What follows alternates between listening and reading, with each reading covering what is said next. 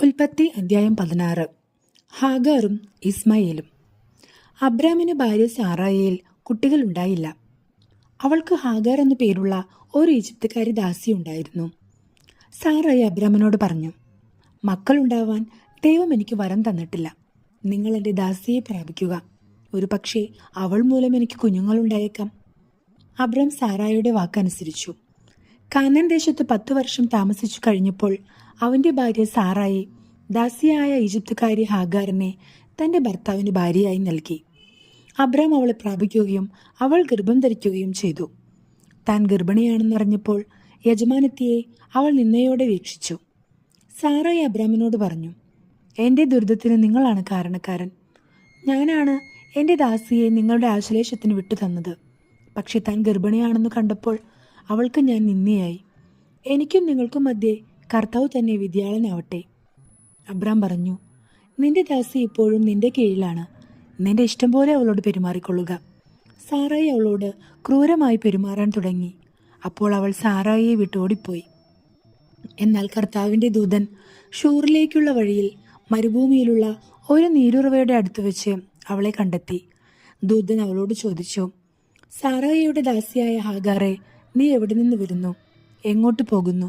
അവൾ പ്രതിവചിച്ചു, ഞാൻ യജമാനത്തിയായ സാറായിൽ നിന്നും ഓടിപ്പോവുകയാണ്. കർത്താവിൻ്റെ ദൂതൻ അവളോട് പറഞ്ഞു, നീ യജമാനത്തിയുടെ അടുത്തേക്ക് തിരിച്ചുപോയി അവൾക്ക് കീഴ്പ്പെട്ടിരിക്കുക. ദൂതൻ തുടർന്നു, എണ്ണിയാൽ തീരാത്തവണ്ണം അത്രയധികമായി നിന്റെ സന്തതിയെ ഞാൻ വർദ്ധിപ്പിക്കും.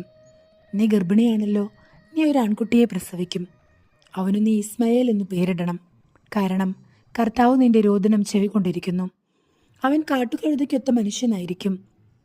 അവൻ്റെ കൈ എല്ലാവർക്കുമെതിരായും എല്ലാവരുടെയും കൈ അവനെതിരായും ഉയരും. അവൻ തൻ്റെ സഹോദരങ്ങൾക്കെതിരായി വർത്തിക്കുകയും ചെയ്യും. അവൾ തന്നോട് സംസാരിച്ച കർത്താവിനെ എൽറോയി എന്ന് വിളിച്ചു. കാരണം എന്നെ കാണുന്നവനായ ദൈവത്തെ ഞാനും ഇവിടെ വെച്ച് കണ്ടു എന്ന് അവൾ പറഞ്ഞു. അതുകൊണ്ട് ആ നീരുറവയ്ക്ക് ബേർലാഹൈറോയ് എന്ന പേരുണ്ടായി. അത് കാദേശിനും ബേരദിനും ഇടയ്ക്കാണ്. ഹാഗാറിൽ അബ്രാമിന് ഒരു പുത്രൻ ജനിച്ചു. ഹാഗാർ പ്രസവിച്ച മകനെ അബ്രാം ഇസ്മായേൽ എന്ന് പേരിട്ടു. ഹാഗാർ ഇസ്മായേലിനെ പ്രസവിച്ചപ്പോൾ അബ്രാമിന് 86 വയസ്സായിരുന്നു. അധ്യായം 17. പരിച്ഛേദനം. അബ്രാമിന് 99 വയസ്സായപ്പോൾ കർത്താവ് പ്രത്യക്ഷപ്പെട്ട് അവനോട് അരുളി ചെയ്തു, സർവശക്തനായ ദൈവമാണ് ഞാൻ. എൻ്റെ മുമ്പിൽ വ്യാപരിക്കുക, കുറ്റമറ്റവനായി വർത്തിക്കുക. നീയുമായി ഞാൻ എൻ്റെ ഉടമ്പടി സ്ഥാപിക്കും. ഞാൻ നിനക്ക് വളരെയേറെ സന്തതികളെ നൽകും. അപ്പോൾ അബ്രാം സാഷ്ടാംഗം പ്രണമിച്ചു. ദൈവം അവനോട് അരുളി ചെയ്തു, ഇതാ നീയുമായുള്ള എൻ്റെ ഉടമ്പടി. നീ അനവധി ജനതകൾക്ക് പിതാവായിരിക്കും. ഇനിമേൽ നീ അബ്രാം എന്ന് വിളിക്കപ്പെടുകയില്ല. നിന്റെ പേര് അബ്രാഹാം എന്നായിരിക്കും. ഞാൻ നിന്നെ അനവധി ജനതകളുടെ പിതാവാക്കിയിരിക്കുന്നു. നീ സന്താനപുഷ്ടിയുള്ളവനാകും. നിന്നിൽ നിന്നും ജനതകൾ പുറപ്പെടും. രാജാക്കന്മാരും നിന്നിൽ നിന്നും ഉത്ഭവിക്കും. ഞാനും നീയും നിനക്കു ശേഷം നിന്റെ സന്തതികളും തമ്മിൽ തലമുറ തലമുറയായ എന്നേക്കും ഞാൻ എൻ്റെ ഉടമ്പടി സ്ഥാപിക്കും. ഞാൻ എന്നേക്കും നിനക്കും നിന്റെ സന്തതികൾക്കും ദൈവമായിരിക്കും. നീ പരദേശിയായി പാർക്കുന്ന ഈ കാനാൻ ദേശം മുഴുവൻ നിനക്കും നിനക്കു ശേഷം നിന്റെ സന്തതികൾക്കുമായി ഞാൻ തരും. എന്നെന്നും അത് അവരുടേതായിരിക്കും. ഞാൻ അവർക്ക് ദൈവമായിരിക്കുകയും ചെയ്യും. ദൈവം അബ്രാഹത്തോട് കൽപ്പിച്ചു, നീയും നിന്റെ സന്താനങ്ങളും തലമുറ തോറും എൻ്റെ ഉടമ്പടി പാലിക്കണം. നിങ്ങൾ പാലിക്കേണ്ട ഉടമ്പടി ഇതാണ്. നിങ്ങളിൽ പുരുഷന്മാരെല്ലാവരും പരിച്ഛേദനം ചെയ്യണം. നിങ്ങൾ അഗ്രചർമ്മം ഛേദിക്കണം. ഞാനും നിങ്ങളുമായുള്ള ഉടമ്പടിയുടെ അടയാളമായിരിക്കും അത്. നിങ്ങളിൽ 8 ദിവസം പ്രായമായ ആൺകുട്ടിക്ക് പരിച്ഛേദനം ചെയ്യണം. നിന്റെ വീട്ടിൽ പിറന്നവനോ നിന്റെ സന്താനങ്ങളിൽ പെടാത്ത വിലയ്ക്ക് വാങ്ങിയ പരദേശിയോ ആകട്ടെ, തലമുറ തോറും എല്ലാ പുരുഷന്മാർക്കും പരിച്ഛേദനം ചെയ്യണം. നിന്റെ വീട്ടിൽ പിറന്നവനും നീ വിലയ്ക്ക് വാങ്ങിയവനും പരിച്ഛേദനം ചെയ്യപ്പെടണം. അങ്ങനെ എൻ്റെ ഉടമ്പടി നിന്റെ മാംസത്തിൽ ശാശ്വതമായ ഒരു ഉടമ്പടിയായി നിലനിൽക്കും. പരിച്ഛേദനം ചെയ്യപ്പെടാത്ത പുരുഷനെ സമൂഹത്തിൽ നിന്നും പുറന്തള്ളണം. അവൻ എൻ്റെ ഉടമ്പടി ലംഘിച്ചിരിക്കുന്നു. ഇസഹാക്ക്. ദൈവം അബ്രാഹത്തോട് അരുൾ ചെയ്തു, നിന്റെ ഭാര്യ സാറായിയെ ഇനിമേൽ സാറായി എന്നല്ല വിളിക്കേണ്ടത്. അവളുടെ പേര് സാറ എന്നായിരിക്കും. ഞാൻ അവളെ അനുഗ്രഹിക്കും. അവളിൽ നിന്നും ഞാൻ നിനക്കൊരു പുത്രനെ തരും. അവളെ ഞാൻ അനുഗ്രഹിക്കും. അവൾ ജനതകളുടെ മാതാവാകും. അവളിൽ നിന്നും ജനതകളുടെ രാജാക്കന്മാർ ഉത്ഭവിക്കും. അപ്പോൾ അബ്രാഹാം കമിഴ്ന്നു വീണ് ചിരിച്ചുകൊണ്ട് ആത്മഗതം ചെയ്തു. 100 വയസ്സ് തികഞ്ഞവന് കുഞ്ഞു ജനിക്കുമോ? 90 എത്തിയ സാറ ഇനി പ്രസവിക്കുമോ? അബ്രഹാം ദൈവത്തോട് പറഞ്ഞു, ഇസ്മയേൽ അങ്ങയുടെ തിരുമുമ്പിൽ ജീവിച്ചിരുന്നാൽ മതി. ദൈവം അരുളി ചെയ്തു, നിന്റെ ഭാര്യ സാറ തന്നെ നിനക്കൊരു പുത്രനെ പ്രസവിക്കും. നീ അവൻ ഇസഹാക്ക് എന്ന് വിളിക്കണം. അവനുമായും അവൻ്റെ സന്തതികളുമായും ഞാൻ നിത്യമായ ഒരു ഉടമ്പടി സ്ഥാപിക്കും. ഇസ്മയേലിന് വേണ്ടിയുള്ള നിന്റെ പ്രാർത്ഥനയും ഞാൻ ചെവിക്കൊണ്ടിരിക്കുന്നു. ഞാൻ അവനെ അനുഗ്രഹിച്ചിരിക്കുന്നു.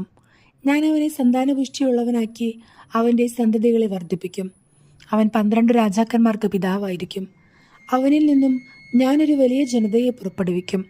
എന്നാൽ സാറായിൽ നിന്നും അടുത്ത വർഷം ഈ സമയത്ത് നിനക്ക് പോകുന്ന ഇസഹാക്കുമായിട്ടാണ് എൻ്റെ ഉടമ്പടി ഞാൻ സ്ഥാപിക്കുക. അബ്രാഹത്തോട് സംസാരിച്ചു കഴിഞ്ഞ് ദൈവം അവന് വിട്ടുപോയി.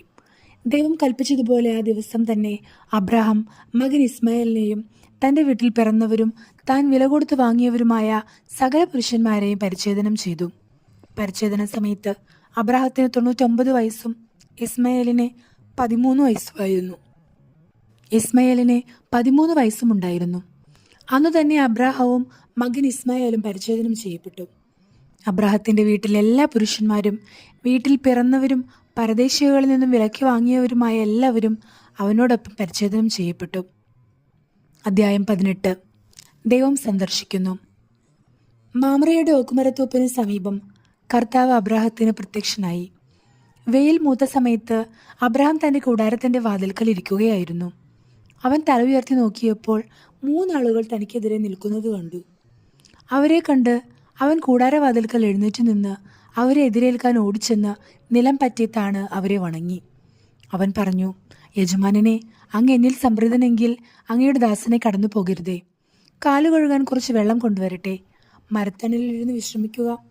നിങ്ങൾ ഈ ദാസന്റെ അടുക്കൽ വന്ന നിലയ്ക്ക് ഞാൻ കുറെ അപ്പം കൊണ്ടുവരാം. വിശപ്പടക്കിയിട്ട് യാത്ര തുടരാം. നീ പറഞ്ഞതുപോലെ ചെയ്യുക എന്നവർ പറഞ്ഞു.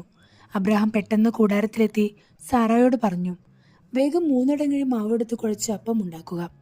അവൻ ഓടിച്ചെന്ന് കാലിക്കൂട്ടത്തിൽ നിന്നും കൊഴുത്ത ഒരു ഇളം കാളക്കുട്ടിയെ പിടിച്ച് വേലക്കാരനെ ഏൽപ്പിച്ചു. ഉടനെ അവൻ അത് പാകം ചെയ്യാൻ തുടങ്ങി. അബ്രാഹാം വെണ്ണയും പാലും പാകം ചെയ്ത മൂരിയിറച്ചിയും അവരുടെ മുമ്പിൽ വിളമ്പി. അവർ ഭക്ഷിച്ചുകൊണ്ടിരിക്കെ അവൻ മരത്തണലിൽ അവരെ പരിചരിച്ചുകൊണ്ട് നിന്നു. അവർ അവനോട് ചോദിച്ചു, നിന്റെ ഭാര്യ സാറ എവിടെ? കൂടാരത്തിലുണ്ട്, അവൻ മറുപടി പറഞ്ഞു. കർത്താവ് പറഞ്ഞു, വസന്തത്തിൽ ഞാൻ തീർച്ചയായും തിരികെ വരും. അപ്പോൾ നിന്റെ ഭാര്യ സാറായ്ക്കൊരു മകനുണ്ടായിരിക്കും. അവൻ്റെ പിറകിൽ കൂടാരവാതിൽക്കൽ നിന്ന് സാറ ഇത് കേൾക്കുന്നുണ്ടായിരുന്നു. അബ്രഹാവും സാറയും വൃദ്ധരായിരുന്നു. അവർക്ക് ഗർഭധാരണ പ്രായം കഴിഞ്ഞിരുന്നു. അതിനാൽ സാറ ഉള്ളിൽ ചിരിച്ചുകൊണ്ട് പറഞ്ഞു, എനിക്ക് പ്രായമേറെയായി, ഭർത്താവും വൃദ്ധനായി, എനിക്കിനി സന്താന സൗഭാഗ്യം ഉണ്ടാകുമോ? കർത്താവ് അബ്രാഹത്തോട് ചോദിച്ചു, വൃദ്ധയായ തനിക്കിനി കുഞ്ഞുങ്ങൾ ഉണ്ടാകുമോ എന്ന് ചോദിച്ച് സാറ ചിരിച്ചതെന്തുകൊണ്ട്? കർത്താവിന് കഴിയാത്തത് എന്തെങ്കിലും ഉണ്ടോ? നിശ്ചിത സമയത്ത് വസന്തത്തിൽ ഞാൻ നിന്റെ അടുത്ത് തിരിച്ചു വരും. അപ്പോൾ സാറയ്ക്കൊരു മകനുണ്ടായിരിക്കും. സാറ നിഷേധിച്ചു പറഞ്ഞു, ഞാൻ ചിരിച്ചില്ല. എന്തെന്നാൽ അവൾ ഭയപ്പെട്ടു. അവിടുന്ന് പറഞ്ഞു, അല്ല, നീ ചിരിക്കുക തന്നെ ചെയ്തു. Sodom Gomorrah. അവർ അവിടെ നിന്ന് എഴുന്നേറ്റ് സോദോമിന് നേരെ തിരിച്ചു. വഴിയിലെത്തുന്നതുവരെ അബ്രഹാം അവരെ അനുയാത്ര ചെയ്തു. കർത്താവ് ആലോചിച്ചു, അബ്രഹാം മഹത്വം ശക്തവുമായൊരു ജനതയായി തീരുമെന്നും ഭൂമിയിലെ ജനപദങ്ങളെല്ലാം അവനിലൂടെ അനുഗ്രഹിക്കപ്പെടുമെന്നും അറിഞ്ഞിരിക്കെ താൻ ചെയ്യാൻ പോകുന്ന കാര്യം അവനിൽ നിന്നും മറച്ചു വെക്കണമോ? ഞാൻ അവനെ തിരഞ്ഞെടുത്തിരിക്കുന്നത് നീതിയും ന്യായവും പ്രവർത്തിച്ച കർത്താവിൻ്റെ വഴിയിലൂടെ നടക്കാൻ തൻ്റെ മക്കളോടും പിന്മുറക്കാരോടും അവൻ കൽപ്പിക്കുന്നതിനും അങ്ങനെ കർത്താവ് അവനോട് ചെയ്ത വാഗ്ദാനം പൂർത്തിയാക്കുന്നതിനും വേണ്ടിയാണ്. കർത്താവ് പറഞ്ഞു, സോദോമിനും ഗൊമോറയ്ക്കുമെതിരെയുള്ള മുറവിളി വളരെ വലുതാണ്. അവരുടെ പാപം ഗുരുതരവുമാണ്. അതിനാൽ അവരുടെ പ്രവൃത്തികൾ എൻ്റെ സന്നിധിയിൽ എത്തിയിട്ടുള്ള വിലാപങ്ങളെ സാധൂകരിക്കുന്നോ ഇല്ലയോ എന്നറിയാൻ ഞാൻ അവിടം വരെ പോകുകയാണ്. അവർ അവിടെ നിന്ന് സോദോമിന് നേരെ നടന്നു. അബ്രഹാം അപ്പോഴും കർത്താവിൻ്റെ മുമ്പിൽ തന്നെ നിന്നു. അബ്രഹാം അവിടുത്തെ സമീപിച്ച് ചോദിച്ചു, ദുഷ്ടന്മാരോടൊപ്പം നീതിമാന്മാരെയും അങ്ങ് നശിപ്പിക്കുമോ? നഗരത്തിൽ 50 നീതിമാന്മാരുണ്ടെങ്കിൽ അങ്ങ് അതിനെ നശിപ്പിച്ചു കളയുമോ? അവരെ പ്രതി ആ സ്ഥലത്തെ ശിക്ഷയിൽ നിന്ന് ഒഴിവാക്കില്ലേ? ദുഷ്ടന്മാരോടൊപ്പം നീതിമാന്മാരെയും സംഹരിക്കുക, അത് അങ്ങിൽ നിന്നും ഉണ്ടാകാതിരിക്കട്ടെ. ദുഷ്ടന്മാരുടെ ഗതി തന്നെ നീതിമാന്മാർക്കും സംഭവിക്കാതിരിക്കട്ടെ. ഭൂമി മുഴുവൻ്റെയും വിധികർത്താവ് നീതി പ്രവർത്തിക്കാതിരിക്കുമോ? കർത്താവ് അരുളി ചെയ്തു, സോദോം നഗരത്തിൽ 50 നീതിമാന്മാരെ ഞാൻ കണ്ടെത്തുന്ന പക്ഷം അവരെ പ്രതി ഞാൻ ആ സ്ഥലത്തോട് മുഴുവൻ ക്ഷമിക്കും.